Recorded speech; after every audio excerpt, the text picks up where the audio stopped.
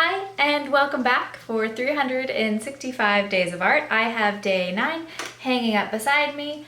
I will say that looking at the cracks, I think they are getting a little bit worse, so definitely if you were doing something that you wanted to have a long lifespan, I wouldn't do what we did with that process. So we're definitely going to revisit acrylic pouring, hopefully one that'll turn out a lot better. Which is funny because I went fishing yesterday and I was just reminded that sometimes things that we don't think about that are just kind of inherent and seem really simple to us aren't simple to other people. I approach a lot of art things and art has always made sense to me, whether it's being crafty with like knitting or drawing or painting. Even if I haven't gotten, professional results, I've still always gotten decent results. I never really thought about it before, about how easy some of those things click in my brain. But I was talking with somebody that tried acrylic pouring, and right as I was saying, oh yeah, that's really simple, they let me know, they're like, it didn't turn out at all. So, completely understand, and I think it's just a good moment sometimes for us to step back and realize things that maybe you don't consider special about yourself or you don't consider to be an actual skill. Taking a breath and taking a step back and just think about, what do you do that's so easy for you, that just comes naturally, that you just know? Is it math things or science? Are they artsy things?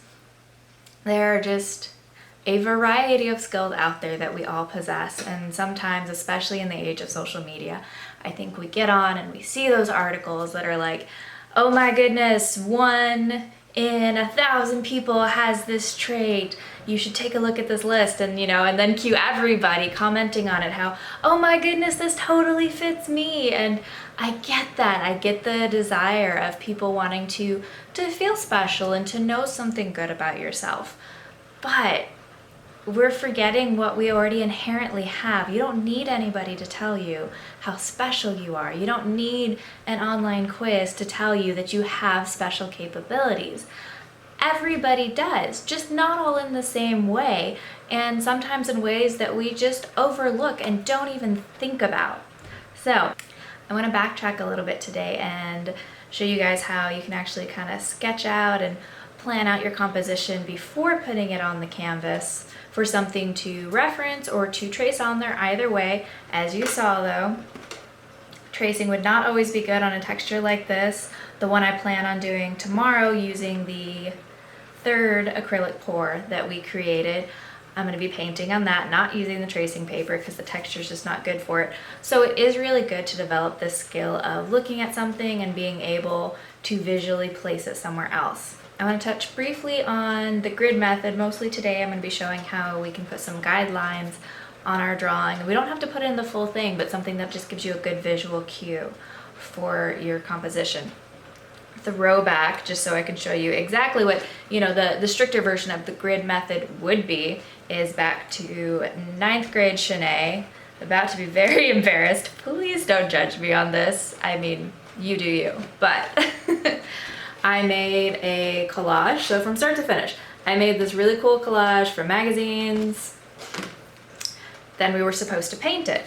So I scanned it, and this is where, so for the standard grid method, what you would do is you would have your printed out picture and section it out into a bunch of little squares into a grid for proportions.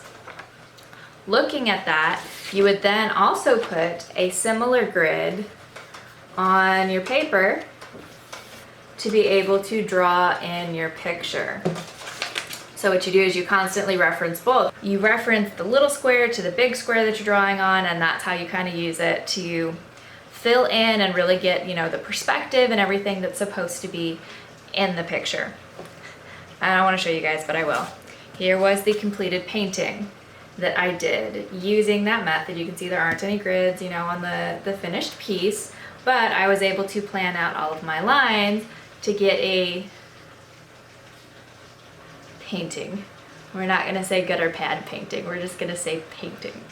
That was throwback to 9th grade. For today, I don't really have a printer at my disposal.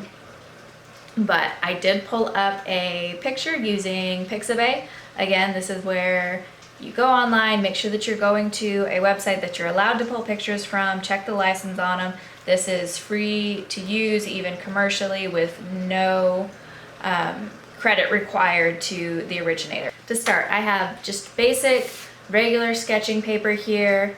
This is just a 2HB pencil. It doesn't even have the eraser on it anymore. I've got my little square eraser that I like to use. Oh, I have this. If I really wanted to, I could open this up into an Illustrator and put lines on it. You could even put lines on this in Paint and do the same thing.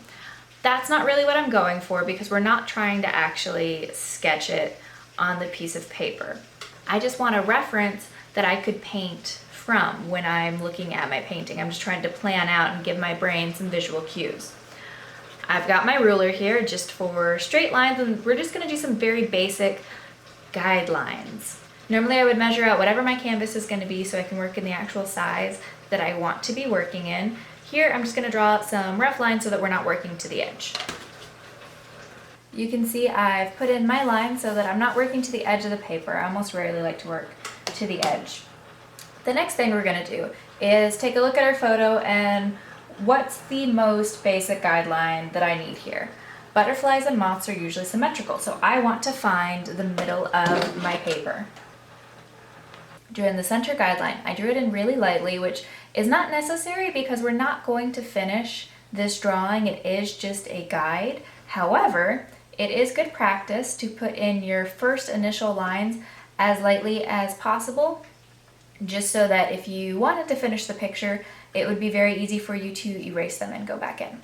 We did the centered guideline, which was a really good line down the middle of the page. Next, we have to decide what else would be really helpful for this picture. Automatically, we want to think, okay, so halfway is the other way. Sometimes it works, sometimes it doesn't. For this particular picture, about halfway is good. That doesn't give me the actual center of the wings, but the center does hit my lower edge, and that's what I'm trying to do, is I'm trying to keep my proportions correct. So we will add in a center line here. I have my paper sectioned up into the 4 quadrants we'll be drawing in. I went ahead and scribbled over the areas that we won't be using, the edges of my paper. Not necessary. Again, if you were going to make this into an actual drawing, you wouldn't want to do that. However, because it's just a reference, sometimes visually it's good to see exactly where you'll be at. And when I'm looking at my reference photo, I know that I split my paper in half this ways. And above that center line are these 2 wings that'll take up the majority of my quadrants. However, first, I actually want to put in his body. That's my anchor point. That's the center for me. And I notice when I'm looking at it that he's got his antennas and a little bit of his head right above his wing line. If I come over here, it's likely, and that's why I scribbled in so that I'd remind myself not to use up here, but it's likely that I'm going to try to butt the wings right up here because they're such a straight line, and then I'm going to run out of room for that. So instead, I kind of look at it and I'm like, all right, that's a little bit. I'm going to give myself a guiding line. Not necessary, but it can help. I'm not even going to measure it. I'm just eyeballing how much I think I want to give to that.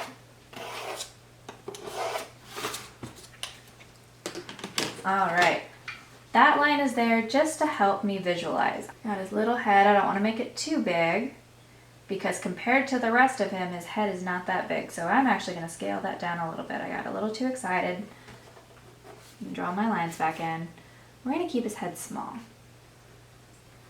His wings are the main point.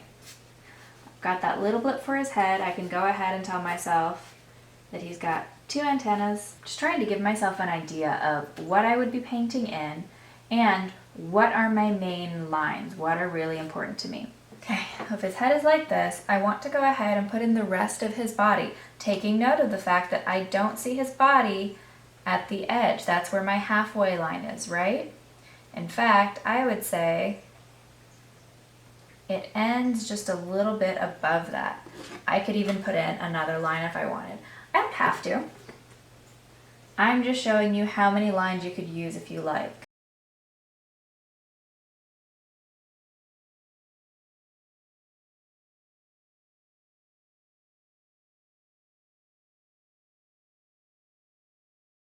And then let's add in his wings.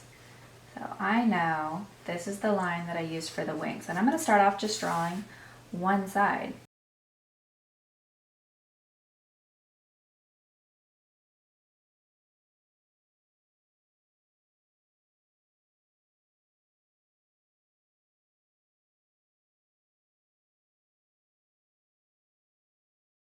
So I have to decide, when I drew the top curve, it ended here. When I do my bottom curve, it ended here. I don't want his wing to just cut off, so I was off a little bit.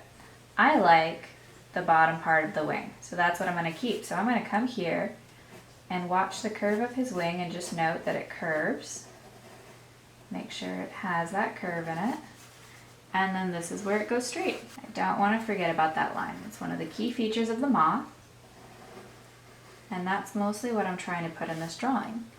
So I'm trying to remind myself, what are the important lines I need to remember when I'm going to paint him? Okay? The planning stage. This is where we get to see all our problems. And guidelines may not have been perfect, so it's okay that I'm actually going to bring the wings down a little bit. So I like that. And now I'm going back in, now that I have all my basic shapes in, and I'm going back in and darkening all those areas.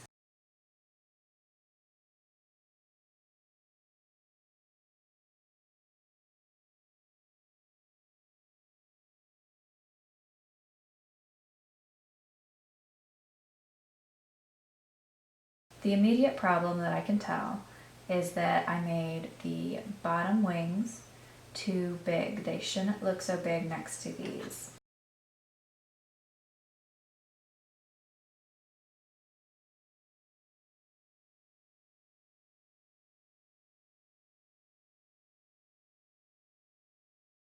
Never be afraid to be wrong, and that's why we sketch, that's why we practice.